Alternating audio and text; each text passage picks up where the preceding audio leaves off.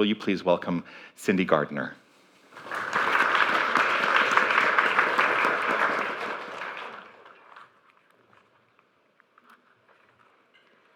I don't know about you, but my husband and I do subscribe to the Daily Word, which is Unity's devotional type magazine. And I found something that just touched me so much on February 26th of this year, so you may think I'm living in the past. I do know it's March.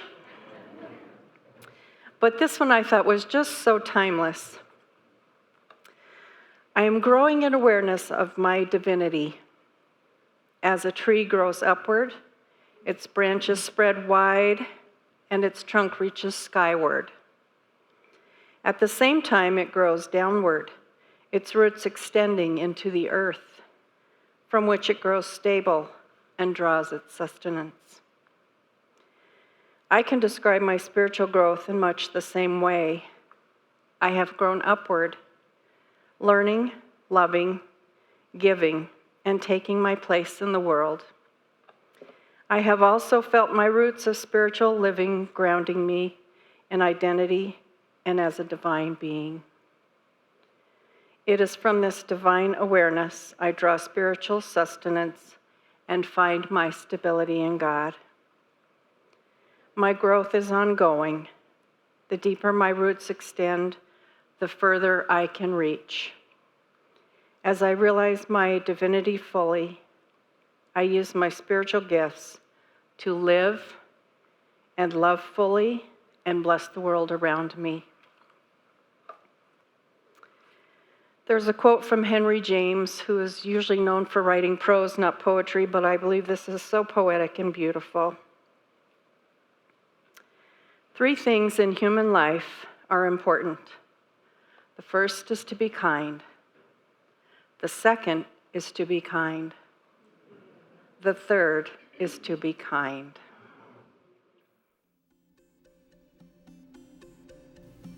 Need a moment of peace or inspiration? Call the Unity of Tucson prayer line for a comforting, uplifting prayer, available 24/7. Each month, we offer a new affirmative prayer to support you on your prayer journey. Take a deep breath, listen, and know that you are never alone. Call today and let the power of prayer uplift your spirit.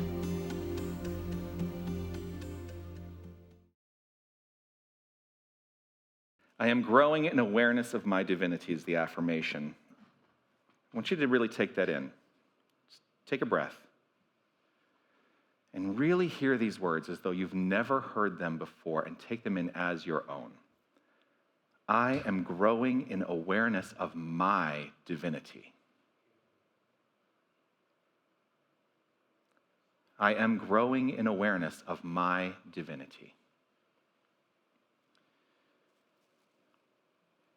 At the core of this philosophy is an idea. It is expressed in the first 2 principles of the 5 basic principles of unity. These first 2 principles are, number 1, God is all there is. And number 2, we are an expression of God, for there can be nothing separate from the infinite. So part of what we base our entire spiritual practice upon is an increasing awareness, growing into an increasing awareness of our own divinity. And that really is what has been on my mind a lot this week, and I want to acknowledge that the talk title, if you received the email, may have been confusing, because talk titles, every single week, I get tasked with coming up with a talk title.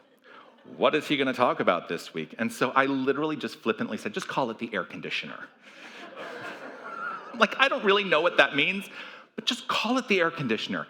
And then I am always reminded that one of my great mentors in ministry always said, never let the title of your talk get in the way of what needs to be said.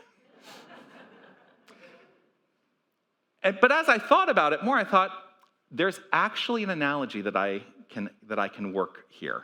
And so you're going to hear about the air conditioner analogy today. I also want to acknowledge that, in this idea that we are, the fullness of us is divine. There's no aspect of us which is not divine, which is not holy, which is not God. Every cell in our body is an expression of the divine. And it makes me think about one of my favorite quotes of all time, which is, "One alone in consciousness with the infinite constitutes a complete majority." And so whatever you are seeking to have unfold in your life, you are the majority unto that thing happening in your life. You get to make the determination and the decision to allow it to come into expression. I saw a one-man show last night. Randy Otto is an actor who has spent more than 50 years playing Winston Churchill and taking this one-man show all over the world. And he was here in Tucson last night, and I saw a show called Winston Churchill, Man of the Century. And while I thought I knew a significant amount about Winston Churchill, you know who Winston Churchill is, right? While I thought I knew a significant amount about Winston Churchill, I love finding out more and being surprised at what I didn't know. And what I really resonated with as I watched this is someone who, whether he knew it or not, was one alone in consciousness who constituted a complete majority in the way that he led, England and the United Kingdom through the experience of World War II, and other experiences as well. But a lot of the show last night was focused on his leadership during World War II. And that is a period of, that was a period of change and evolution, and we're constantly in the state of spiritual change and evolution. We're going through a period of change and evolution right now. And spiritual change and evolution, here it comes, are like an air conditioner for the soul.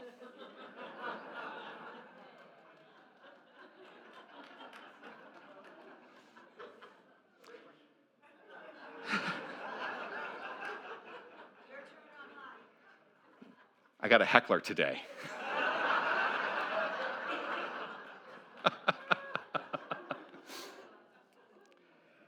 Here's what I mean by that. If we all understood ourselves each as spiritual air conditioners, we are the ones who are setting the climate of kindness, compassion, and love in our lives.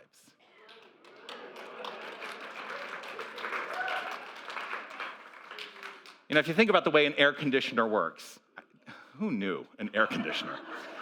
If you think about the way an air conditioner works, an air conditioner draws in warm air, right? It removes the heat, and then it releases cool, refreshed air back into the room. Now, spiritual growth involves drawing in our current experiences, which may be heated. Anyone have heated experiences in their lives?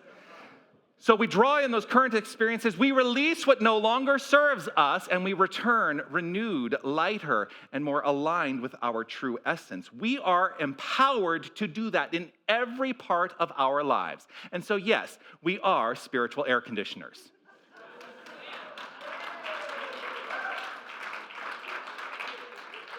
Now, the air conditioning unit has a refrigerant, right? There's a refrigerant. Now, the refrigerant in the process of being a spiritual air conditioner are our spiritual practices. That is how we cool off the heat through spiritual practice, prayer, meditation, study. Those things, they help us transmute the heat of life's challenges. Anyone ever have a challenge? I know I ask that question a lot, but anyone ever have a challenge? The groan in the room was palpable. It is spiritual practice rooted in those principles. God is all there is, and that is who and what we are. It is spiritual practice rooted in those principles that I have found help me transmute the heat of my life's challenges into cool clarity for deeper understanding and peace. And it is a constant process. It is a constant process that is unfolding in my life. I am always on, I pause because I want to use the word alert. It is not really the word that resonates with me because the word alert just doesn't sit well with me. I don't know why. but I am on high watch, I guess I will say. I am on high watch for the manner in which things may get heated in my life. And it is not up to anyone else to fix that for me. It is up to me to address those issues within myself. And so if I seek deeper understanding, I must be deeper understanding. If I seek peace, I must recognize peace at the heart of me, just like I talk about with the peace candle each week. That inner peace is constant. Our opportunity is to allow that inner light of peace to shine forth. That's our job, if there's a job to be done. So there is that unity principle. There is only one power, one presence, one creative source of all that is. It is active in the universe and in each and every one of us, for we are that power. We are that presence. We are the infinite creative source, living its life as our own and recognizing and thinking it's our own. But it is an infinite life that we are living, even though it feels limited, right? Because we all think, oh, I'm born, I'm going to, transition at some point. And we don't. Even though we make transitions from this physical plane of action, what I believe, you get to decide what you believe, what I believe is that the intimate and individualized nature that is us never ceases to be eternally. And so even if we shed this physical body, the essence of us, the isness of us continues to be. There can be no separation. While we're here, though, on this plane of action,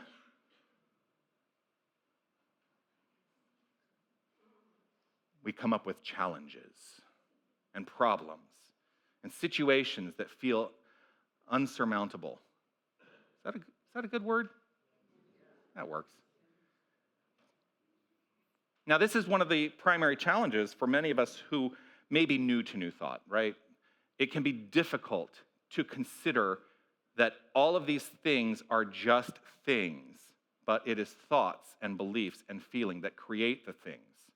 And so if we seek to change the things, it is up to us to address our thoughts, our beliefs, and our feelings.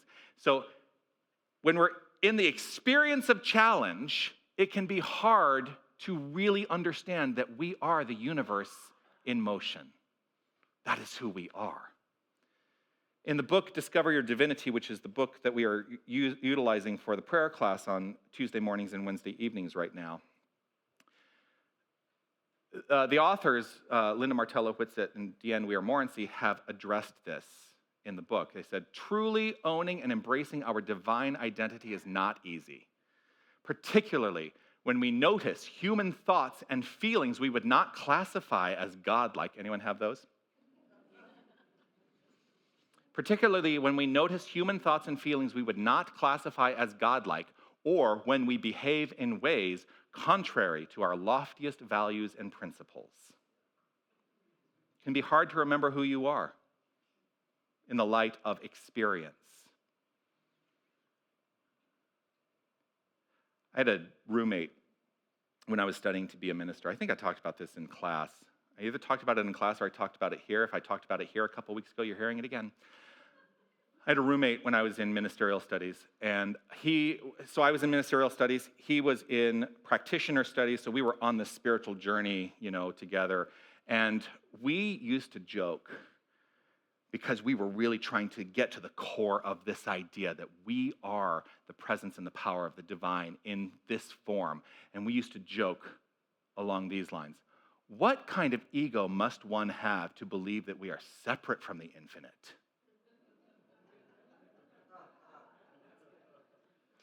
I'm going to say that again.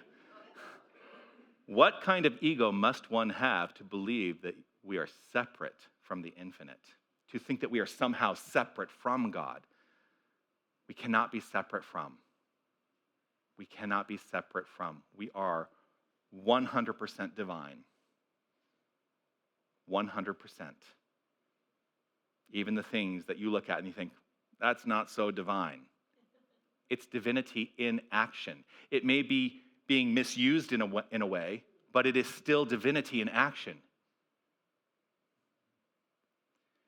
So, part of the call today is to journey through this idea. Do not deny our human feelings and experiences. That is not what we are about here. We do not go into a state of psychological denial of, that doesn't happen. No, it never happens. My life is perfect. It's falling apart all around me, but it's perfect because that's what my minister told me. God is perfect, therefore you are perfect. Well, that's an absolute truth, but we're living in relative circumstances too. And so it is not to say, everything's, crumbling all around me. No, it's all God, it's all good. It's all God, it's all good. Hello, can you please? It's all God, it's all good. Okay, why is my life still falling apart? Because here's the thing. The life still continues to dismantle if we are not rooted firmly in the feeling, the conviction, and the belief that God is all there is. And we act accordingly because our actions, I believe, should be the outflow of that understanding. So as we experience the heat, we can dissipate the heat, cool it off, and allow ourselves to truly embody that understanding. Do not deny human feelings and experiences, but notice them. We can notice them. We can be aware of them, but notice them with compassion. And that noticing in and of itself is a form of kindness for ourselves. That is a form of kindness. Spiritual practice is not about denying discomfort. It is about regulating that inner climate to respond from the point of view of spiritual truth. That's what spiritual practice is all about. It's about applying truth principle to the experiences of our lives that are rooted in our thinking and our belief system. Paul Levy is a writer. He wrote a book called The Quantum Revelation, I think is the name of the book. Read it several years ago, and one of the things that he offered in this book was this sentence. He said, we live in a participatory universe, which means we have to participate. We live in a participatory universe. If we don't participate consciously, we may unconsciously create catastrophe. Are you consciously living this thing called life? Are you applying love to this thing called life? Are you applying light and kindness to this thing called life? Are you participating in this universal expression? You get to do that. You get to do that. You are blessed to be able to do that. Life is not happening to you. Life is happening through you, by you, and as you. You do not live, you are not relegated to live as a victim in the circumstances of the relative world. You can be not only a victor, but a vessel of kindness. Because as you express that magnificence of kindness, light, love, and respect, you become a conduit and a way shower for others. I sometimes refer to Jesus as the way shower, right? Many of us in this philosophy do. He was not the only one. There are many way showers. But you know what? We are all called to be way showers just like Jesus. That is what we are called to do. In the unity, the unity principle invites us into this understanding. We create our life experiences through our way of thinking, through our way of believing, and through the feeling that is wrapped up within and expressing as all of that. Are we willing to address our way of thinking in every aspect of our lives is what really roots us in the question of the century. Kindness is an active spiritual practice. Kindness is an active spiritual practice. It is not passive. It is not silent. Kindness, now here's the thing. Kindness does not mean being quiet in the face of injustice. It means being fiercely loving and lovingly fierce in the face of those things. Look around. Look around. Not necessarily in this room, but just look around with your mind's eye at what we are experiencing in this world right now. Can we, in the face of what we are experiencing in this world right now, step into the consciousness of kindness? Kindness in the face of injustice, to be fiercely loving and lovingly fierce. We are called to be lovingly fierce right now. And I've had this thought recently. And there's been a bit of fear in me expressing this out loud from this platform. But I want you to hear this with loving ears. If we are not willing to speak up in support of justice out of fear of being silenced, then we have already been silenced.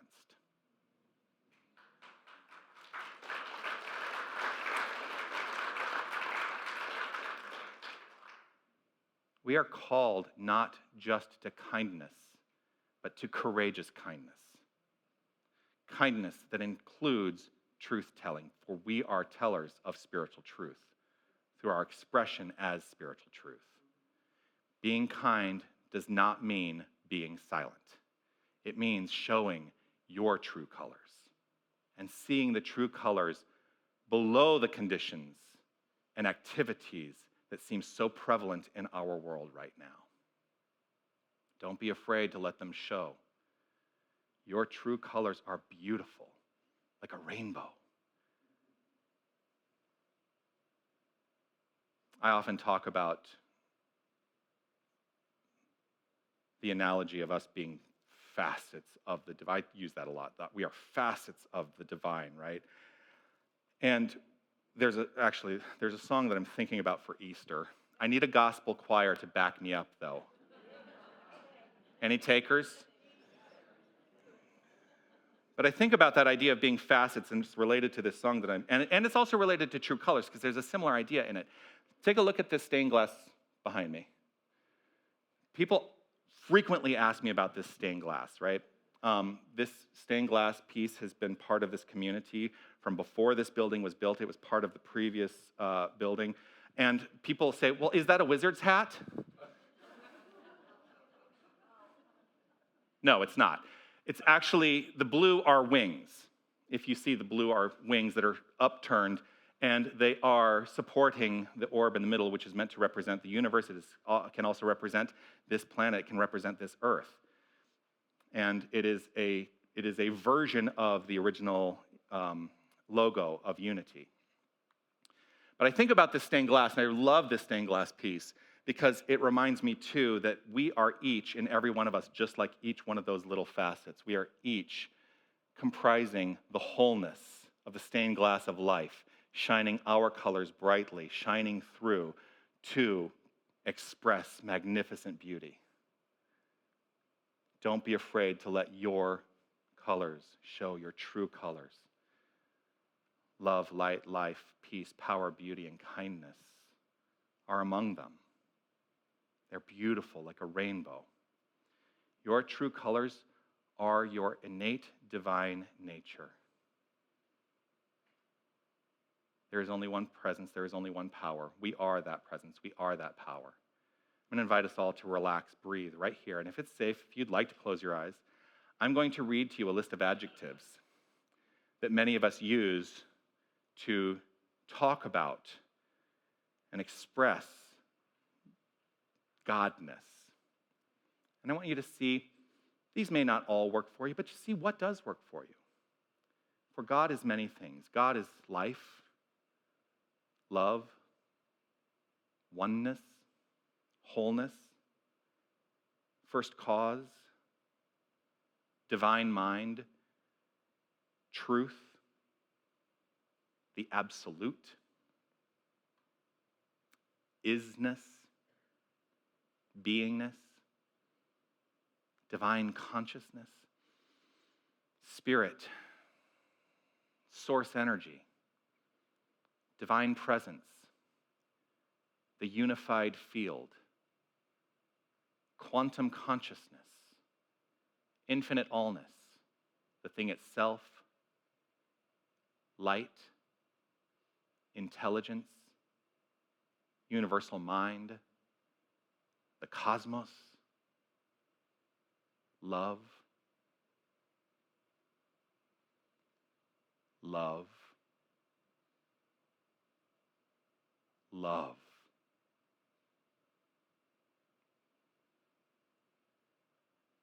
May our actions be the outflow of the love we are. Our essence is God. We are inherently all of those things and more. Kindness starts with self-acceptance, showing your true colors to yourself. Even the parts you wish were cooler or more spiritual.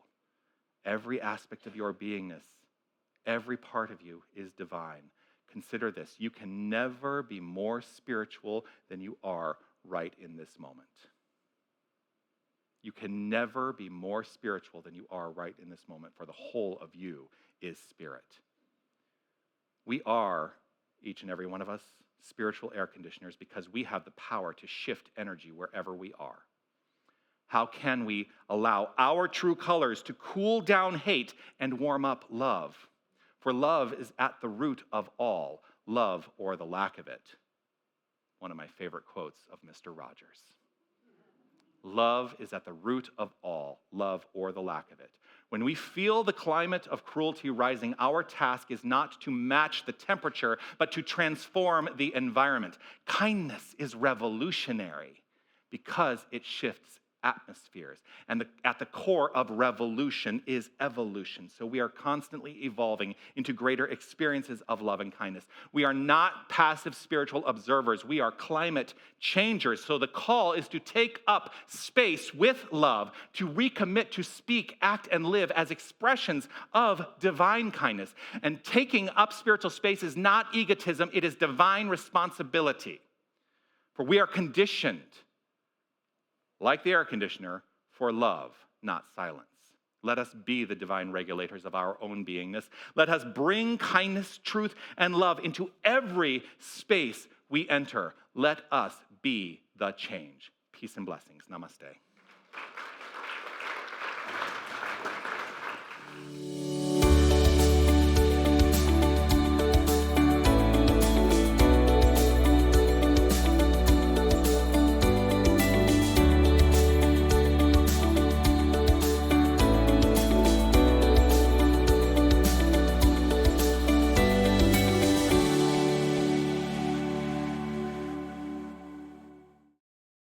And so the homework this week is simple. This week, take a moment to bless. I said homework. I usually have been saying home practice. It's home practice because it's not toil, but work can be, joyful. This week, take a moment to bless every person you encounter silently with these words: you are love. And notice how it shifts your inner environment and subsequently your outer environment. Let that be how you choose to walk through your experience of the week and perhaps life. In every face you see, acknowledge you are love. And it can be an inner acknowledgement. It can be an outer expression. But for sure, let it be an inner acknowledgement.